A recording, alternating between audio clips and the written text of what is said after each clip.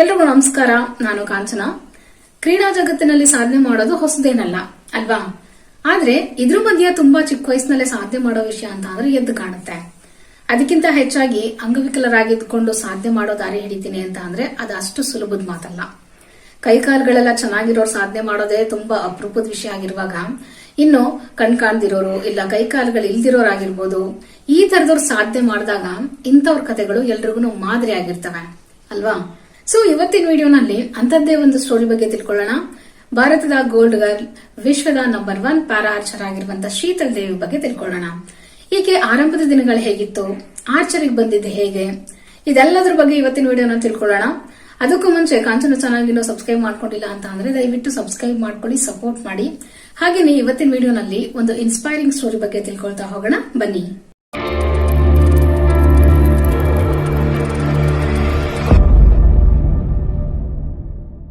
ಶೀತಲ್ ದೇವಿ ಅತಿ ಕಡಿಮೆ ವಯಸ್ಸಿನಲ್ಲಿ ಅರ್ಜುನ ಪ್ರಶಸ್ತಿಯನ್ನ ಪಡೆದಿರೋದು ಒಂದು ವಿಶೇಷವಾದಂತ ಸುದ್ದಿಯಾಗಿದೆ. ಕಾರಣ ಎಲ್ರಿಗೂ ಗೊತ್ತೇ ಇದೆ.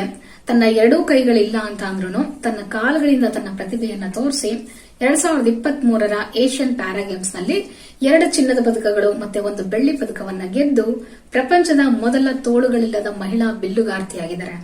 ಮತ್ತೆ 2023ರ ವರ್ಲ್ಡ್ ಆರ್ಚರ್ ನ ಅತ್ಯುತ್ತಮ ಮಹಿಳಾ ಪ್ಯಾರಾ ಆರ್ಚರ್ ಆಗಿದ್ದಾರೆ. ಶೀತಲ್ ದೇವಿಗೆ ಕೇವಲ 16 ವರ್ಷ ಅಷ್ಟೇ. ಇವಾಗ ಈ 16ನೇ ವಯಸ್ಸಿನಲ್ಲೇ ನಂಬರ್ 1 ಆರ್ಚರ್ ಆಗಿದ್ದಾರೆ. ಹಂಗಂತ ವರ್ಷಾನ್ಗಟ್ಲೆ ಪ್ರಾಕ್ಟೀಸ್ ಮಾಡಿ ಅತ್ಯುತ್ತಮ ಬಿಲ್ಲುಗಾರ್ತಿ ಅನ್ಸ್ಕೊಂಡಿಲ್ಲ. ಕಡಿಮೆ ಸಮಯದಲ್ಲೇನೆ ತನ್ನ ಶ್ರದ್ಧೆ ಮತ್ತೆ ನಿಷ್ಠೆಯಿಂದ ಪ್ರಾಕ್ಟೀಸ್ ಮಾಡಿ ಇವತ್ತು ಎಲ್ರಿಗೂ ಮಾದರಿ ಆಗಿದ್ದಾರೆ ಅಂತಾನೆ ಹೇಳ್ಬೋದು. ಈಕೆ ಹುಟ್ಟಿದ್ದು 2007ರಲ್ಲಿ ಜಮ್ಮು ಕಾಶ್ಮೀರದ ಲೂಯಿಧರ್ ಅನ್ನೋ ಒಂದು ಸಣ್ಣ ಗ್ರಾಮದಲ್ಲಿ ಬಡ ಕುಟುಂಬದಲ್ಲಿ ಹುಟ್ಟುತ್ತಾಳೆ. ಆದ್ರೆ ದುಃಖದ ವಿಷಯ ಏನಪ್ಪಾ ಅಂದ್ರೆ ಈಕೆಗೆ ಹುಟ್ಟಿದಾಗ್ಲಿಂದಾನೇ 2 ಕೈಗಳಿರೋದಿಲ್ಲ. ಕಾರಣ ಏನಪ್ಪಾ ಅಂದ್ರೆ ಪೊಕೊಮೆಲಿಯಾ ಅನ್ನುವಂತ ಒಂದು ರೇರ್ ಡಿಸಾರ್ಡರ್ ಇಂದ ಈಕೆಗೆ ಹುಟ್ಟಿದಾಗ್ಲಿಂದನೇ ತನ್ನ 2 ಕೈಗಳು ಬೆಳವಣಿಗೆ ಆಗೋದಿಲ್ಲ. ಸೊ ಹುಟ್ಟಿದಾಗ್ಲಿಂದನೇ ಸವಾಲನ್ನ ಎದುರಿಸ್ತಾ ಒಂದು ಬಡ ಕುಟುಂಬದಲ್ಲಿ ಹುಟ್ಟುತ್ತಾಳೆ. ಇವ್ರ ತಂದೆ ತಾಯಿ ಹೊಲದಲ್ಲಿ ಕೆಲಸ ಮಾಡ್ಕೊಂಡು ಕುರಿಗಳನ್ನ ಮೇಯಿಸ್ಕೊಂಡು ಜೀವನ ನಡೆಸ್ತಾರೆ. ಈ ಶೀತಲ್ ದೇವಿ ಚಿಕ್ಕವಳಿದ್ದಾಗ್ಲಿಂದನೂ ಕೂಡ ನನಗೆ ಕೈಗಳಿಲ್ಲ ಅಂತ ಯಾವತ್ತೂ ಸುಮ್ಮನೆ ಕೂತ್ಕೊಂಡಿದ್ದೇ ಇಲ್ಲ. ಅವಳು ಕೈ ಇಲ್ಲ ಅಂದ್ರೆ ಏನಂತೆ ಬಾಯಿಂದ ಮತ್ತೆ ಕಾಲಿಂದ ಸಹಾಯ ತಗೊಂಡು ಏನಾದ್ರೂ ಮನೆ ಕೆಲಸಗಳು ಮಾಡ್ತಾ ಸದಾ ಆಕ್ಟಿವ್ ಆಗಿರ್ತಾಳೆ. ಅಷ್ಟೇ ಅಲ್ಲ, ಮರ ಹತ್ತೋದನ್ನು ಸಹ ಕಲ್ತಿದ್ಲು.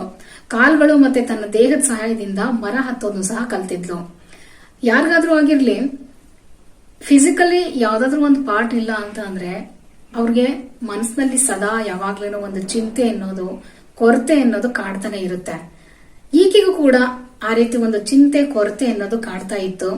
ಆದ್ರೂ ಕೂಡ ಹೊರಗಿನ ಪ್ರಪಂಚದಲ್ಲಿ ಎಲ್ರ ಜೊತೆ ಎಲ್ರ ಹಾಗೆ ಇರೋದು ಕಷ್ಟ ಆದ್ರೂ ಕೂಡ ಎಲ್ಲಾನು ಎದುರಿಸ್ತಾ ಫೇಸ್ ಮಾಡ್ತಾ ಹೋಗ್ತಾಳೆ. ಹೀಗೆ ಇವಳ ಜೀವನ ಕಷ್ಟದಲ್ಲಿ ಸರಳವಾಗಿ ಹೋಗ್ತಾ ಇರ್ಬೇಕಾದ್ರೆ ಒಂದು ಟರ್ನಿಂಗ್ ಪಾಯಿಂಟ್ ಅಂತ ಸಿಗುತ್ತೆ. ಅದೇನಪ್ಪಾ ಅಂದ್ರೆ ಪ್ಯಾರಾ ಆರ್ಚರ್ಗೆ ಬರೋದಕ್ಕೆ ಅವಳ ಶ್ರಮದ ಜೊತೆಗೆ ಇಂಡಿಯನ್ ಆರ್ಮಿ ಒಂದು ಪ್ರಮುಖ ಪಾತ್ರ ವಹಿಸುತ್ತೆ ಅಂತಾನೆ ಹೇಳ್ಬೋದು.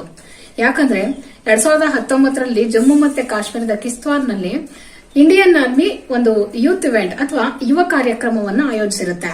ಅದರಲ್ಲಿ ಈ ಶೀತಲ್ ದೇವಿರು ಕೂಡ ಭಾಗವಹಿಸಿರ್ತಾಳೆ. ಈ ಒಂದು ಇವೆಂಟ್ ನಲ್ಲಿ ತನ್ನ ಸಾಮರ್ಥ್ಯ ಮತ್ತೆ ಉತ್ಸಾಹದಿಂದ ಅಲ್ಲಿರೋರ್ನೆಲ್ಲ ಆಶ್ಚರ್ಯ ಆಗೋ ರೀತಿಯಲ್ಲಿ ಮೆಚ್ಚುಗೆ ಪಡ್ಕೊಳ್ತಾಳೆ. ನಂತರ ಇದಾದ್ಮೇಲೆ ರಾಷ್ಟ್ರೀಯ ರೈಫಲ್ ಇವಳನ್ನ ದತ್ತು ತೆಗೆದುಕೊಂಡು ಇವಳ ಜವಾಬ್ದಾರಿಯನ್ನು ವಹಿಸಿಕೊಳ್ಳುತ್ತೆ. ಅವ್ರ ಫ್ಯಾಮಿಲಿಗೂ ಕೂಡ ಹೆಲ್ಪ್ ಮಾಡುತ್ತೆ. ಈ ಒಂದು ಇವೆಂಟ್ ಇಂದ ಅವಳ ಪ್ರಯಾಣ ಶುರುವಾಗುತ್ತೆ. ನಂತರ ಆರ್ಮಿ ಕೋಚಸ್ ಇವಳ ಕಾನ್ಫಿಡೆನ್ಸ್ ಅನ್ನ ನೋಡ್ಬಿಟ್ಟು ಟ್ರೈನಿಂಗ್ ಕೊಡ್ಬೇಕು ಅಂತ ಡಿಸೈಡ್ ಮಾಡ್ತಾರೆ. ಇವಳ ಕೋಚಸ್ ಬಂದು ಕುಲದೀಪ್ ವಾಧ್ವಾನ್ ಮತ್ತೆ ಅಭಿಲಾಷ ಚೌಧರಿ ಅಂತ. ನಂತರ ಇವಳಿಗೆ ಮೊದಲು ಕೃತಕ ಕೈಗಳನ್ನ ಅಳವಡಿಸಬೇಕು ಅಂತ ಪ್ರಯತ್ನ ಮಾಡ್ತಾರೆ. ಆದ್ರೆ ಅದ್ ಸರಿ ಬರೋದಿಲ್ಲ. ಡಾಕ್ಟರ್ಗಳು ಇವಳ ಕೇಸ್ನಲ್ಲಿ ಇದಾಗೋದಿಲ್ಲ ಅಂತ ಹೇಳ್ಬಿಡ್ತಾರೆ. ಆಗ ಅವಳ ಆಸೆ ನಿರಾಸೆ ಆಗುತ್ತೆ.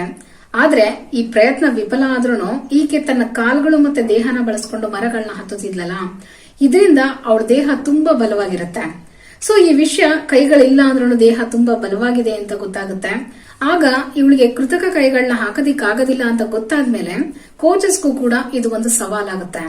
ಯಾಕಂದ್ರೆ ತೋಳ್ಗಳಿಲ್ದಿರೋ ವ್ಯಕ್ತಿಗಳಿಗೆ ಬಿಲ್ಲುಗಾರಿಕೆ ಅಥವಾ ಆರ್ಚರಿನಲ್ಲಿ ಇವರು ಯಾರಿಗೂ ತರಬೇತಿ ಕೊಟ್ಟಿರೋದಿಲ್ಲ. ಸೊ ಶೀತಲ್ ದೇವಿ ಜೊತೆಗೆ ಈ ಕೋಚಸ್ಗೂ ಕೂಡ ಒಂದು ಸವಾಲ್ ಎದುರಾಗುತ್ತೆ. ಆಗ ಈಕೆಗೆ ಟ್ರೈನ್ ಮಾಡಬಹುದಾ, ಸಾಧ್ಯನಾ ಅಂತ ನೋಡಿದಾಗ ಇವ್ರಿಗೆ ಅಮೆರಿಕದ ಮ್ಯಾಟ್ ಸ್ಟಬ್ಸ್ಮನ್ ಬಗ್ಗೆ ತಿಳ್ಕೊಳ್ತಾರೆ. ಇವರು ಕೂಡ ಕೈಗಳಿಲ್ದಿರ ತನ್ನ ಕಾಲ್ಗಳನ್ನ ಬಳಸಿಕೊಂಡು ಆರ್ಚರಿನಲ್ಲಿ ಪ್ರಸಿದ್ಧಿ ಪಡೆದಂತವ್ರು. 3 ಸಾರಿ ಪ್ಯಾರಾಲಿಂಪಿಯನ್ ಆಗಿದ್ದಾರೆ.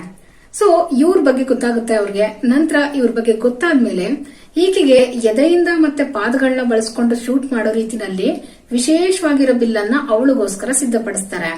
ಸ್ಟಾರ್ಟಿಂಗ್ ನಲ್ಲಿ ಅವಳು 2-3 ತಿಂಗಳು ಕಾಲ್ಗಳನ್ನ ಬಳಸ್ಕೊಂಡು ಶೂಟ್ ಮಾಡೋದನ್ನ ಪ್ರಾಕ್ಟೀಸ್ ಮಾಡ್ತಾಳೆ. ನಂತರ ಕೇವಲ 11 ತಿಂಗಳುಗಳೊಳಗಡೆ ಉತ್ತಮ ಬಿಲ್ಲುಗಾರ್ತಿಯಾಗಿ ಹೊರಹೊಮ್ಮುತ್ತಾಳೆ. ರಾಷ್ಟ್ರೀಯ ಬಿಲ್ಲುಗಾರಿಕೆ ಸ್ಪರ್ಧೆನಲ್ಲಿ ಭಾಗವಹಿಸ್ತಾಳೆ. ಹಾಗೇನೆ ಅಂತಾರಾಷ್ಟ್ರೀಯ ಮಟ್ಟದಲ್ಲಿ ಭಾಗವಹಿಸೋದಕ್ಕೆ ಸ್ಥಾನ ಪಡೆದುಕೊಳ್ತಾಳೆ. ಏಷ್ಯನ್ ಪ್ಯಾರಾ ಗೇಮ್ಸ್ ನಲ್ಲಿ ಭಾಗವಹಿಸಿ 2 ಚಿನ್ನದ ಪದಕ 1 ಬೆಳ್ಳಿ ಪದಕವನ್ನು ಪಡೆದುಕೊಳ್ತಾಳೆ. ನಂತರ ಅರ್ಜುನ ಪ್ರಶಸ್ತಿಯನ್ನು ಸಹ ಪಡೆದುಕೊಳ್ತಾರೆ. ವಿಶ್ವದ ನಂಬರ್ 1 ಪ್ಯಾರಾ ಆರ್ಚರ್ ಆಗಿ ಹಲವಾರು ಪ್ರಶಸ್ತಿಗಳನ್ನ ಪಡೆದುಕೊಂಡು ಇತಿಹಾಸವನ್ನ ಸೃಷ್ಟಿಸಿ ಇವತ್ತು ಶೀತಲ್ ದೇವಿ ಎಲ್ರಿಗೂ ಮಾದರಿ ಆಗಿದ್ದಾರೆ ಅಂತಾನೆ ಹೇಳ್ಬೋದು. ಈ ಇನ್ಸ್ಪೈರಿಂಗ್ ಸ್ಟೋರಿ ನಿಮ್ಗೆ ಇಷ್ಟ ಆಗಿದೆ ಅಂತ ತಿಳ್ಕೊಳ್ತೀನಿ. ಇಷ್ಟ ಆಗಿದೆ ಲೈಕ್ ಮಾಡಿ, ಶೇರ್ ಮಾಡಿ ಎಲ್ರಿಗೂ. ಹಾಗೆ ಸಬ್ಸ್ಕ್ರೈಬ್ ಮಾಡೋದು ಮರಿಬೇಡಿ.